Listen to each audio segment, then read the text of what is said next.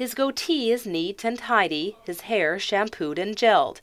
Mike Woestenburg doesn't look like he belongs on the streets, but the reality is he's pretty close to it. Life in Victoria right now actually is definitely is peaks and valleys. It's got its highs and it's definitely got its lows. I've been in a homeless situation while NFA, no fixed address, so I've been bouncing around between a couple of shelters for the last 6 months. You may have your own ideas about what a homeless person looks like. Truth is, we can guess, but we don't really know. Mike doesn't exactly fit the stereotype. You don't have to necessarily look the part to play the part. There's a lot of really smart, intelligent, well-dressed people out there that just don't have a place to live because they simply just can't afford it. The 38-year-old who has a disability moved to Victoria in March after living most of his life in Surrey. He says plans to live on Cortes Island fell through, and after months of looking for work and a place to live, has had no luck. I really was in a big serious funk, living out in Surrey.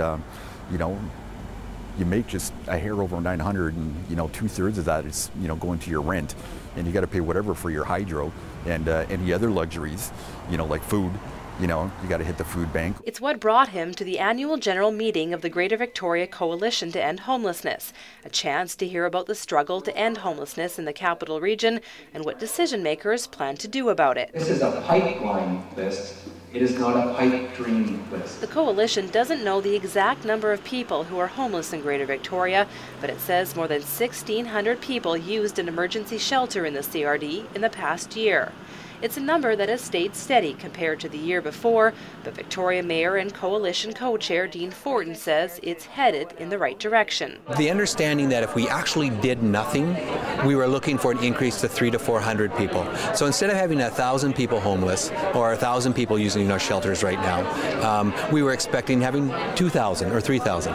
So you have to flatline before you actually hit the decrease. The Coalition's annual report says the 1,600 doesn't include the number of people sleeping outside, couch surfing, or staying in transitional housing. But the report does show efforts have been made to house more than 600 people in the past year. A challenge helped by a higher vacancy rate, but tempered by higher rents. The cost of rent still sits around $695 a month for a bachelor. Now the Coalition has its sights set on the next few years. With 5 projects, they hope will add another 400 to 500 affordable and supportive housing units to the capital region. 2 projects will be in Victoria, 2 in Saanich, and 1 in Soup. One is we needed to address at least some housing for youth and for Aboriginal peoples. 2, they couldn't all be in downtown Victoria. And 3, we had to have, we're targeting almost exclusively supportive housing. But none of this can happen without funding from both senior levels of government. Tim Richter is the former CEO of the Calgary Homeless Foundation. He says cities in Alberta have seen 11% to 50% reductions in the number of homeless people thanks to a solid 10-year plan. Victoria's got a solid organization. You've got all the right ingredients. The main difference between Alberta and Victoria or any other community in BC is the level of provincial support we've enjoyed. Alberta is the only jurisdiction in Canada with a provincial commitment to end homelessness. Something the Coalition says can be done in Greater Victoria by 2018.